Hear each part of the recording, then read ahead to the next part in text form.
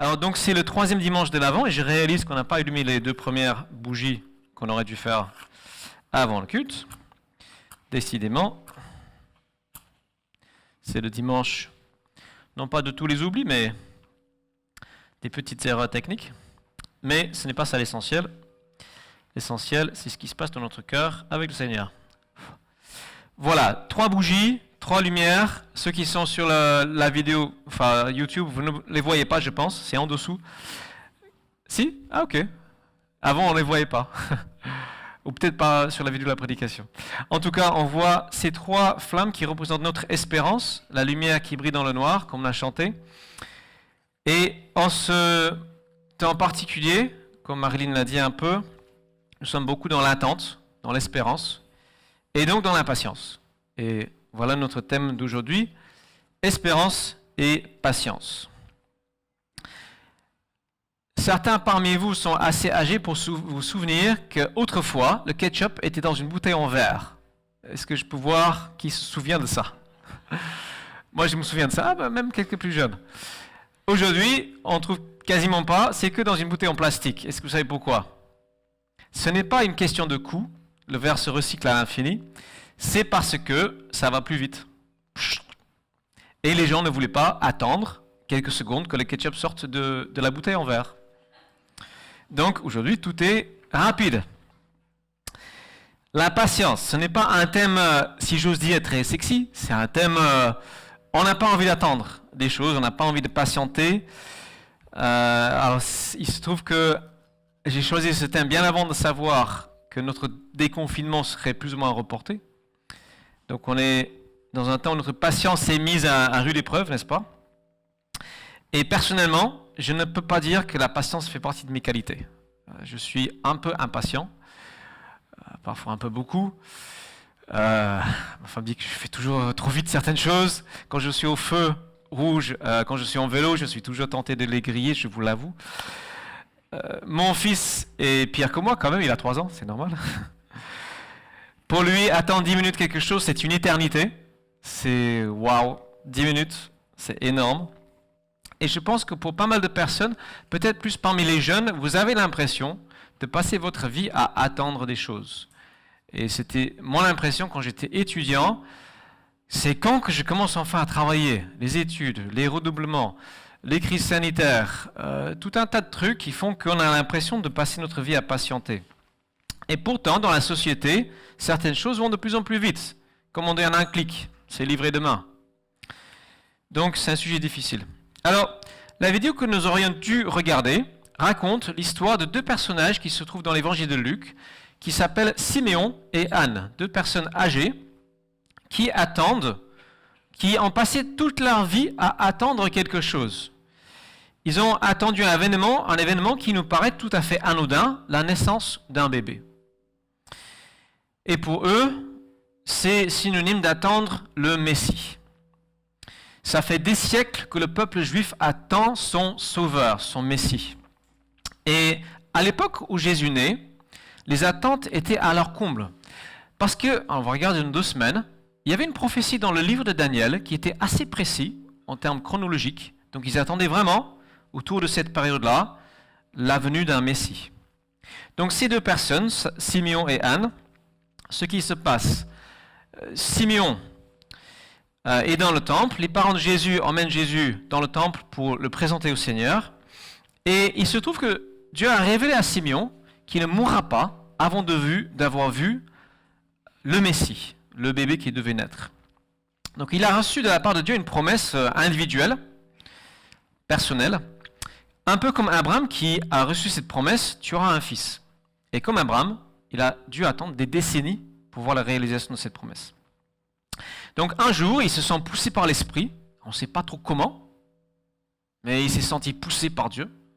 Il arrive et il voit ce petit bébé, il le prend dans ses bras et il loue Dieu en disant, Luc 2, verset 29, « Maintenant Seigneur, tu laisses ton serviteur s'en aller en paix.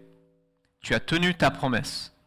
Car mes yeux ont vu le salut qui vient de toi et que tu as suscité en faveur de tous les peuples. Il est la lumière pour éclairer les nations. Il sera la gloire d'Israël, ton peuple. » Voilà, en gros, c'est bon. J'ai attendu, je ne sais pas, 50, 60 ans. Maintenant, je peux partir, mourir en paix. Parce que j'ai vu un petit bébé. C'est surprenant. Anne la prophétesse, le deuxième personnage, c'est très similaire. Et on ne va pas lire tout le texte, mais ça souligne son grand âge.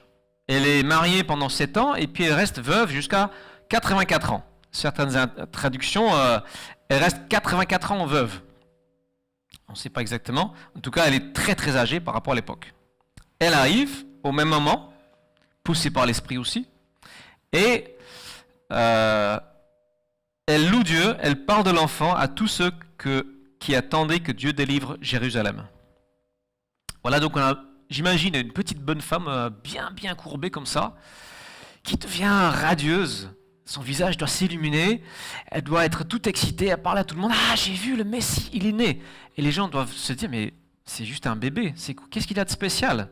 Et puis d'ailleurs, on n'a pas lu le texte avant, elle a passé toutes ces années à ne jamais quitter le temple, servir Dieu nuit et jour par le jeûne et la prière. On pourrait se dire, mais quel gâchis! Elle aurait pu se remarier, avoir des enfants. Pourquoi est-ce qu'elle a passé sa vie à attendre? Ça rime à quoi? Alors, on a dit il y a 15 jours, plus une chose a de la valeur, plus ça vaut le coup d'attendre. Vous êtes d'accord? On peut attendre une demi-heure pour une tranche de gâteau supplémentaire, et on peut attendre plusieurs années pour, je ne sais pas, une magnifique Mercedes, si c'est votre truc. Elle et Simeon, ce qu'ils attendent, c'est à leurs yeux la chose la plus merveilleuse qui soit. Ce n'est autre que l'intervention de Dieu en personne dans l'histoire. Ça, c'est une bonne chose. Le Messie qui va apporter la paix, le salut, un nouveau rapport avec Dieu, une nouvelle relation avec Dieu, une nouvelle façon d'être en relation avec Dieu, une espérance concrète. Ces deux personnes ont leurs yeux fixés, non pas sur leurs ambitions personnelles, mais sur l'ambition de Dieu, sur le plan de Dieu, sur la volonté de Dieu, sur les projets, les objectifs et les priorités de Dieu. Et c'est ça qui leur permet de tenir aussi longtemps et d'avoir autant d'espérance et ensuite autant de joie. La joie qu'ils ressentent lorsque la chose se réalise se voit dans ce texte. Donc ce matin, je vous pose la question, en quoi est-ce que ces personnes peuvent être un exemple pour nous?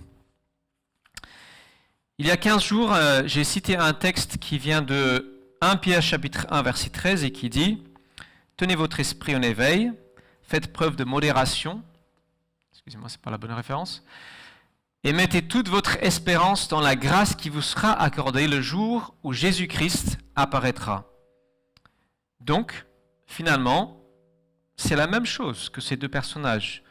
Dieu nous dit « Mettez toute votre espérance en ce jour où le Messie Jésus-Christ viendra, pour une deuxième fois certes, non pas pour enseigner et mourir pour nos fautes, mais pour régner de façon glorieuse et splendide et éternelle. » Donc nous avons la même espérance. La révélation plus pleine encore, plus complète et totale de la grâce, de l'amour, de la bonté de Dieu. Et nous avons un privilège, un avantage sur ces deux personnages, c'est que nous avons vu la première venue du Messie. Nous avons vu combien il nous aime, combien il s'est donné totalement pour l'humanité. Donc nous pouvons avoir d'autant plus confiance dans les promesses de Dieu lorsqu'il dit « il reviendra ». Alors, il y a 15 jours, j'ai aussi projeté cette image. Je ne sais pas si ceux qui sont en train de suivre voient aussi. Sans la commenter, les prophètes qui prédisaient la venue d'un Messie voyaient à la fois ses souffrances et sa gloire et ne savaient pas toujours distinguer entre les deux. Il y a une partie qui parle d'un Messie qui devait être sacrifié, une victime, souffrir. Cette partie-là était plus en filigrane. Et la partie qui était quand même plus mise en avant, c'était la partie gloire. Le roi qui va régner de façon universelle, avec justice et équité sur le monde entier. Et c'est sur ces parties-là que les prophètes voyaient. Donc lorsque Jésus est venu, ils n'ont pas bien compris pourquoi il y avait juste cette partie souffrance, enfin, principalement. Il y a quand même une certaine gloire, hein, les guérisons, les miracles, etc. C'était glorieux. Et aujourd'hui, nous nous situons quelque part entre ces deux venues. Quelque part ici, si vous voyez.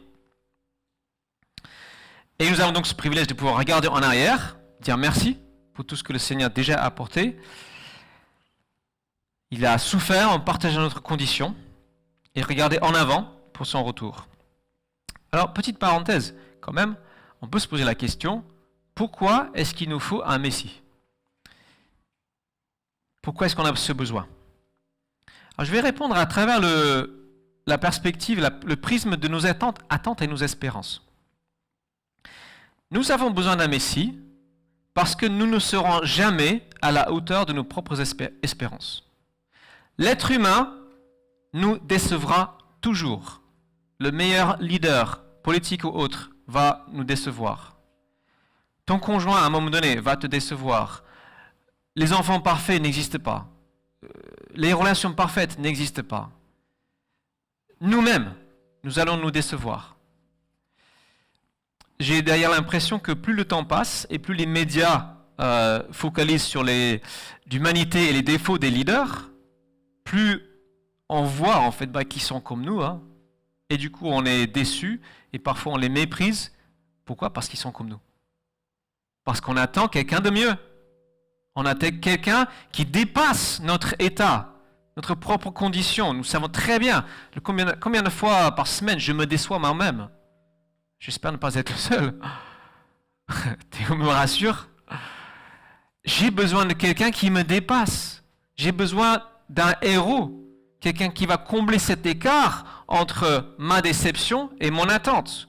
Mon attente d'un bien parfait, de cette perfection que Dieu a mis en nous quand même. Cette espérance de quelque chose de parfait. Voilà pourquoi nous avons besoin d'un héros, d'un Messie. Alors, je confesse, je suis un peu fan des Harry Potter. Ça fait longtemps que je ne les ai pas lus. Alors, quand je dis ça à certains chrétiens, voilà, bon. Je trouve qu'il y a des principes très intéressants dans ce livre. Et dans le 6e, qui a été fait en film, je n'ai pas vu le film, le professeur Dumbledore, qui est le directeur de l'établissement, il doit se sacrifier pour le bien de tout le monde. Il doit aller dans une sorte de grotte noire et boire une coupe dans laquelle il y a une sorte de poison. Et quand il boit ça, il est rempli d'atroces souffrances et il vit des regrets amers, d'une amertume terrible, des souvenirs très douloureux, des regrets, voilà. Et à la longue, ça va le tuer. Désolé si j'ai gâché le film pour certains. Ça va le tuer. Exactement comme Jésus, qui devait boire la coupe du poison, ce qui empoisonne notre existence, qui est le mal, qui est ce qu'on appelle bibliquement le péché. Jésus l'a fait. Il a délimité un terrain à conquérir. Il a rapporté une victoire contre le péché. À savoir, il n'a jamais cédé à la tentation.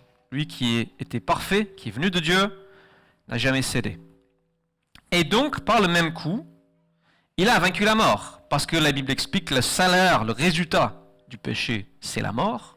Nous sommes tous, autant que nous sommes collectivement, victime de cette sentence.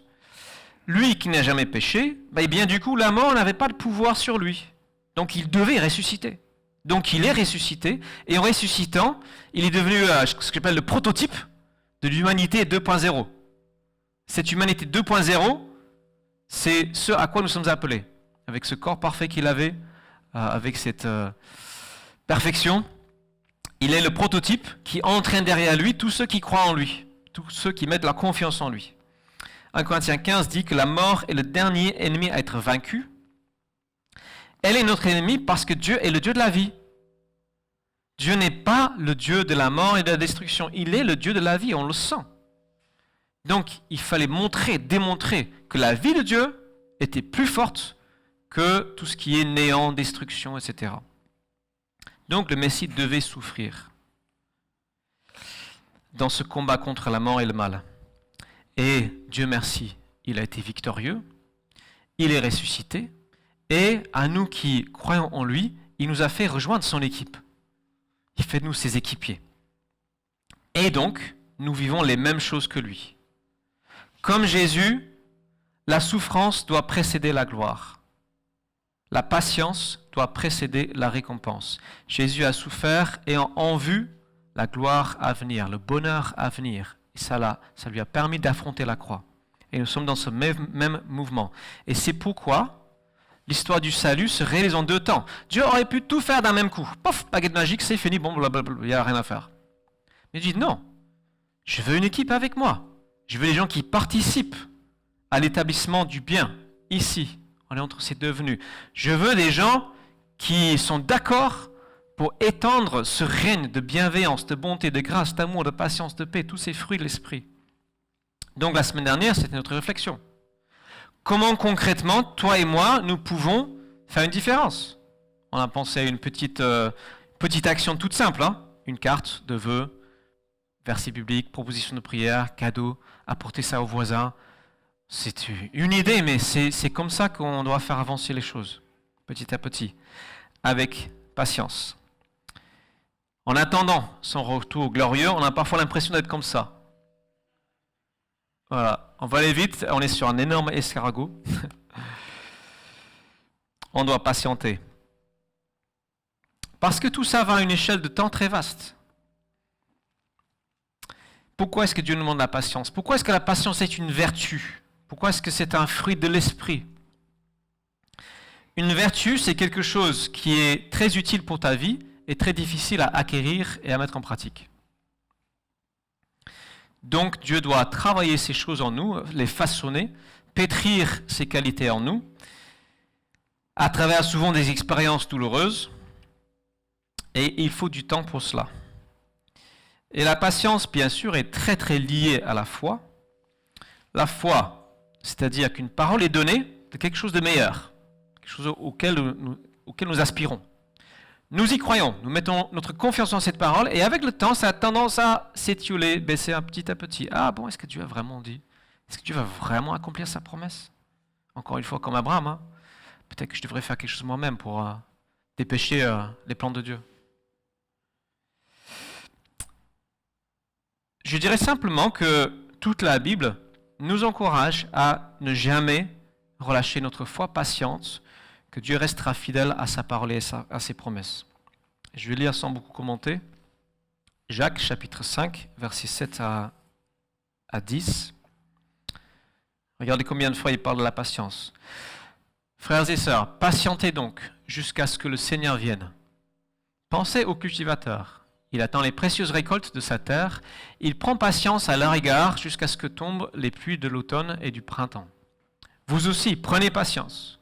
Soyez pleins de courage, car la venue du Seigneur est proche. Ne vous répandez pas en plaintes les uns contre les autres, frères et sœurs, si vous ne voulez pas être condamnés.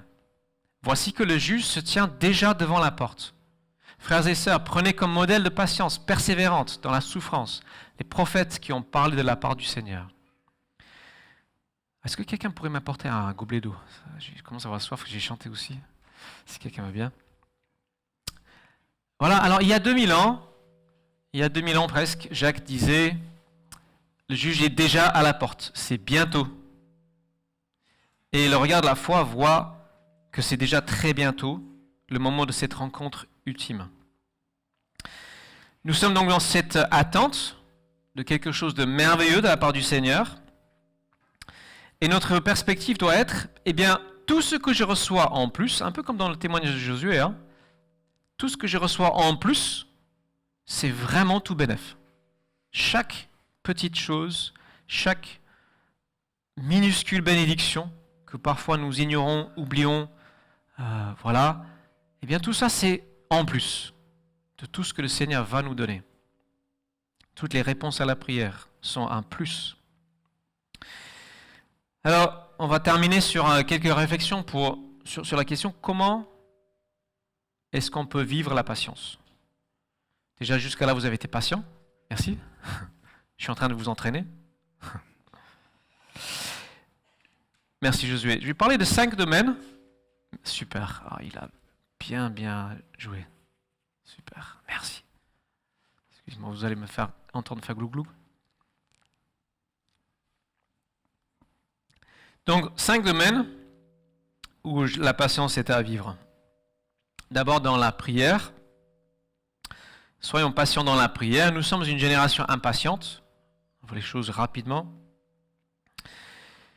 Il nous faut la patience de ne pas exiger une réponse tout de suite. Et j'aimerais vous poser la question, c'est quand la dernière fois que tu as pris 1 heure avec Dieu? On ne fait rien d'autre à part être avec Dieu. Ça, c'est un bon travail sur notre patience. C'est un bon travail. Cette semaine, j'ai proposé à quelqu'un de notre communauté, on a parlé de sa relation avec le Seigneur, comment est-ce qu'elle a du mal à un peu revenir à une relation chaleureuse avec lui. Donc j'ai dit, ce qu'on peut faire, on va essayer, tel jour, telle heure, on va se fixer un rendez-vous de prière.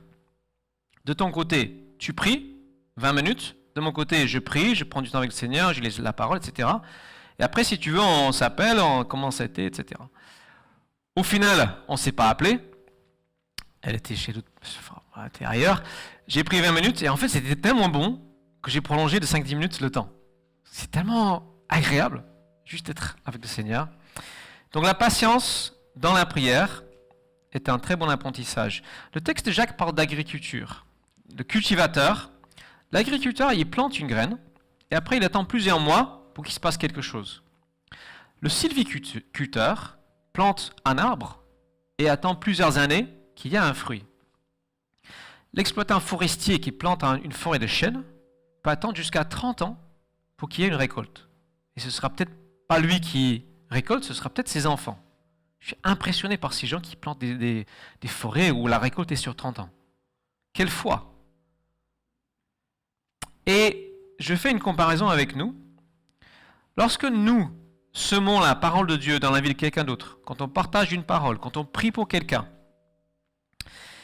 il nous faut le même genre de foi. Une foi qui attend une récolte, pas forcément demain, ou dans 3 mois, ou 6 mois, ou 6 ans, mais peut-être dans 30 ans. Parce que la chose que nous plantons a une valeur infiniment plus grande qu'un arbre fruitier. On en a planté dans notre jardin 3 arbres fruitiers au mois de mars, juste pendant le confinement. Ça devait être une cérémonie, finalement elle n'a pas eu lieu. Et on a planté 3 arbres, 2 pommiers et un abricotier. Et j'étais ravi de voir cet été, l'abricotier a déjà porté un fruit. Les 2 autres non. Mais maintenant l'abricotier est mort.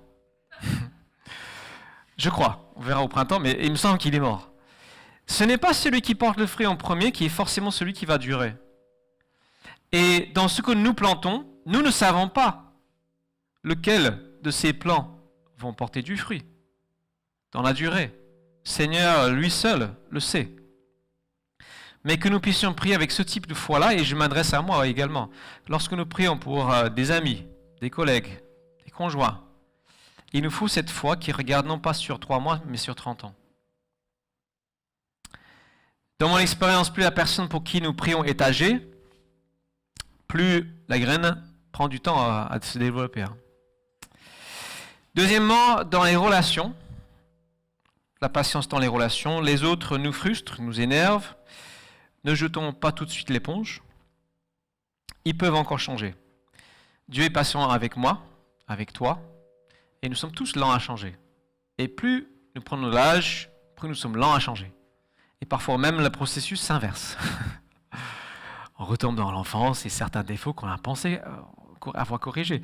Et c'est pourquoi nous sommes appelés à être toujours vigilants. Toujours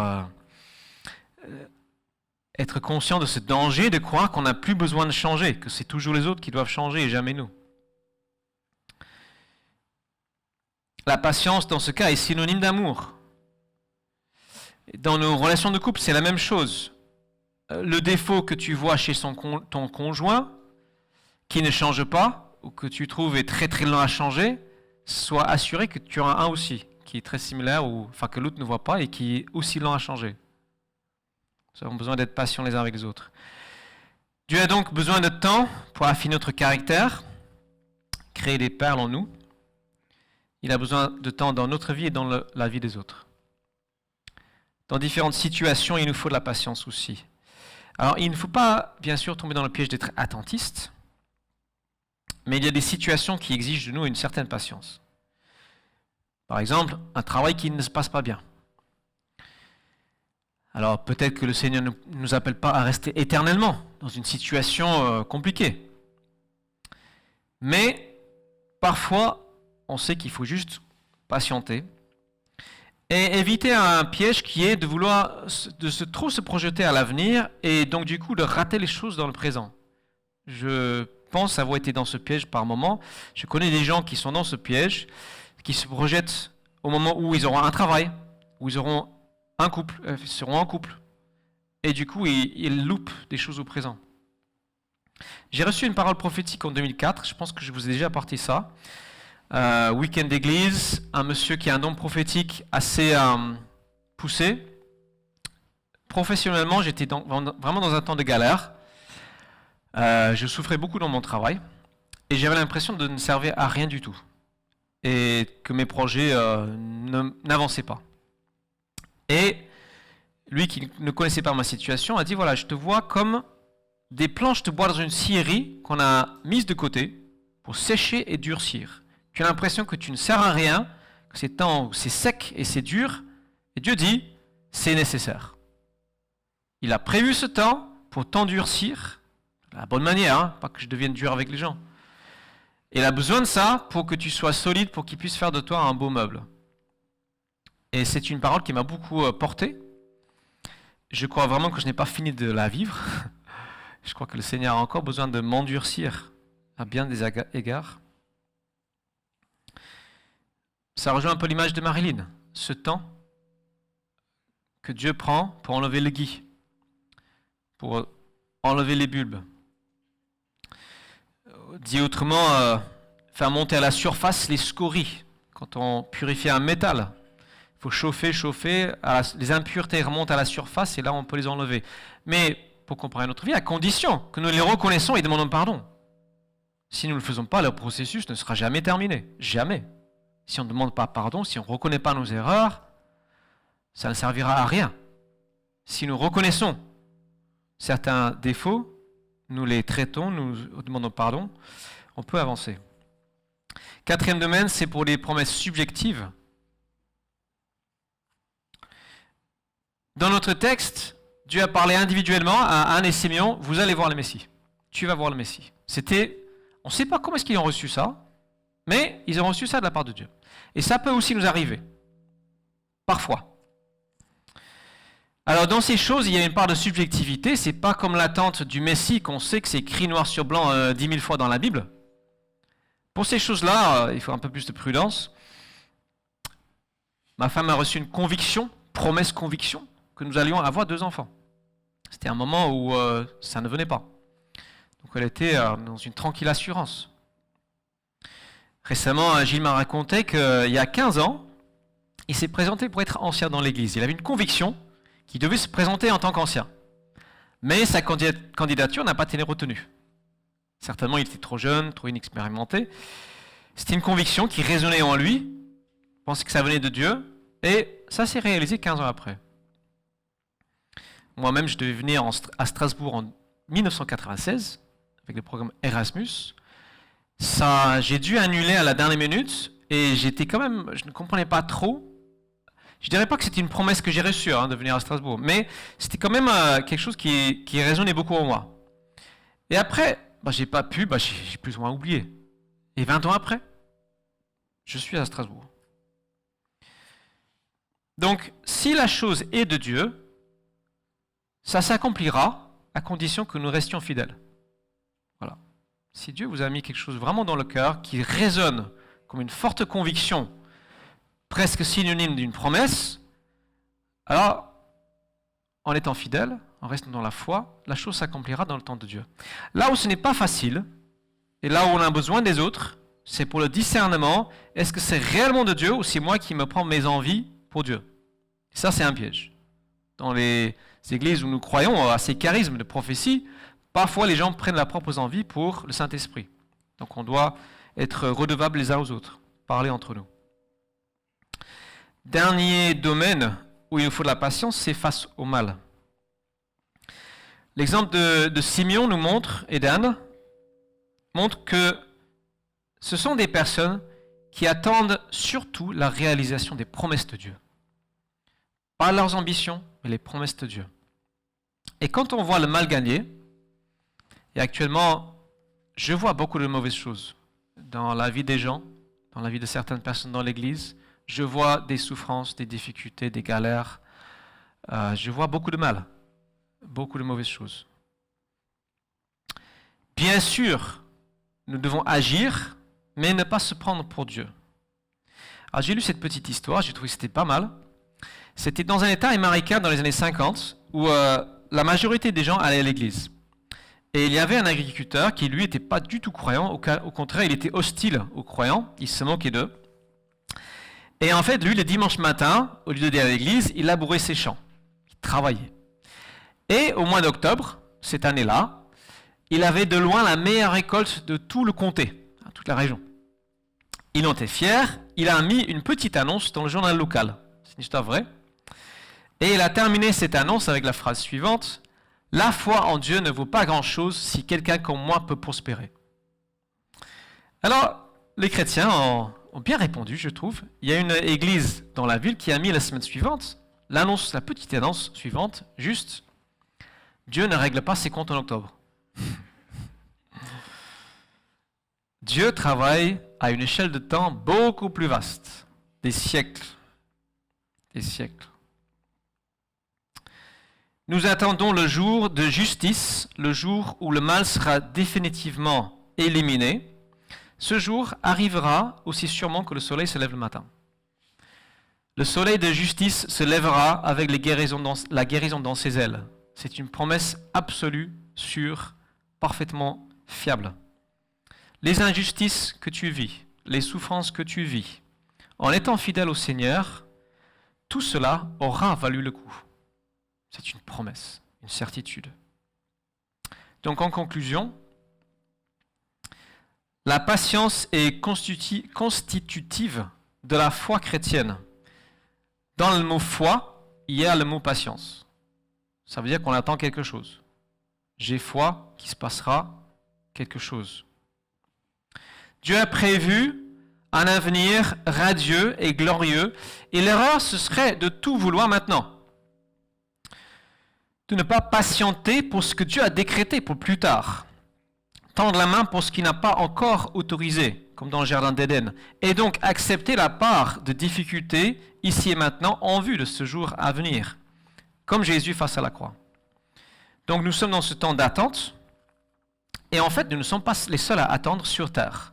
Est-ce que vous savez que dans le ciel, ceux qui nous ont précédés sont aussi dans l'attente? Dans le livre de l'Apocalypse, chapitre 6, Jean a une vision. Alors c'est un peu mystique, les visions de Jean, mais il voit les âmes de ceux qui ont suivi fidèlement le Seigneur sous l'autel. Et voici ce que les âmes, un peu désincarnées, crient. Excusez-moi, j'ai oublié le texte. Ce sera peut-être pour après. Je vais vous juste le lire. Ils s'écrièrent d'une voix forte: « Maître saint et véritable, jusqu'à quand tarderas-tu à juger les habitants de la terre et à leur demander compte de notre mort ?»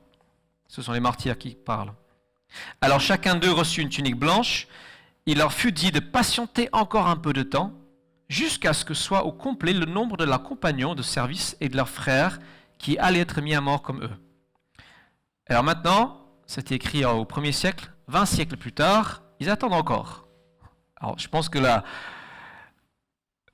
manière de vivre le temps n'est pas pareille dans les lieux célestes qu'ici sur Terre. Hein. À mon avis, je ne sais pas, j'y suis pas allé, mais à mon avis. Néanmoins, nous attendons tous, même ceux qui nous ont précédés attendent avec impatience ce moment où nous serons tous réunis et nous pourrons entrer ensemble dans la nouvelle création que le Seigneur a prévue pour ceux qui l'aiment. Ce festin, ces noces de l'agneau, ce moment de réjouissance incroyable. Donc nous pouvons patienter avec eux. Que faire donc? Alors, quelle application pratique on peut tirer de ces enseignements? Tout d'abord, je propose que si vous ne l'avez pas encore fait, si vous n'avez pas relevé le défi de cette semaine, qui était d'offrir une carte ou un cadeau, ou les deux, petit mot à un voisin, un ami, un collègue qui dit voilà, je pense à toi, ou un verset biblique. On a des exemples ici devant, j'ai envoyé cette semaine par courrier, par mail. Allez-y, c'est notre façon, c'est une façon parmi d'autres, de partager notre espérance, de rayonner un peu comme ces lumières devant, ces flammes.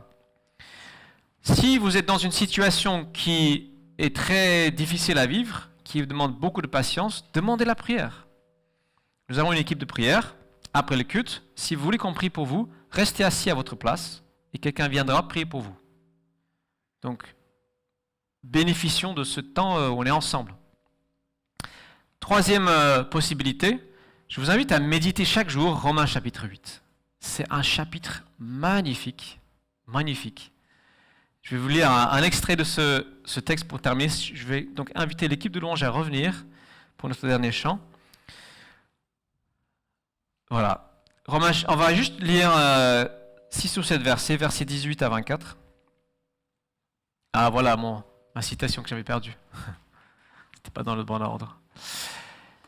J'estime d'ailleurs qu'il n'y a aucune commune mesure entre les souffrances de la vie présente et la gloire qui va se révéler en nous. En effet, la création attend, avec un ardent désir, la révélation des fils de Dieu. C'est nous. Car la création tout entière a été réduite à une condition bien dérisoire. Cela ne s'est pas produit de son gré, mais à cause de celui qui l'y a soumise. Il lui a toutefois donné une espérance. C'est que la création elle-même sera délivrée de l'esclavage, de la corruption, pour accéder à la liberté que les enfants de Dieu connaîtront dans la gloire. Nous le savons bien, en effet, jusqu'à présent, la création tout entière est unie dans un profond gémissement et dans les douleurs d'un enfantement. Elle n'est pas seule à gémir, car nous aussi, qui avons reçu l'Esprit comme avant-goût, apéritif de la gloire, nous gémissons du fond du cœur en attendant d'être pleinement établis dans notre condition de fils adoptifs de Dieu quand notre corps sera délivré. Car nous sommes sauvés, mais c'est en espérance. Que nous puissions donc patienter avec foi, avec fidélité, avec une espérance qui ne diminue pas, jusqu'à ce que toutes les promesses de Dieu se réalisent. Amen.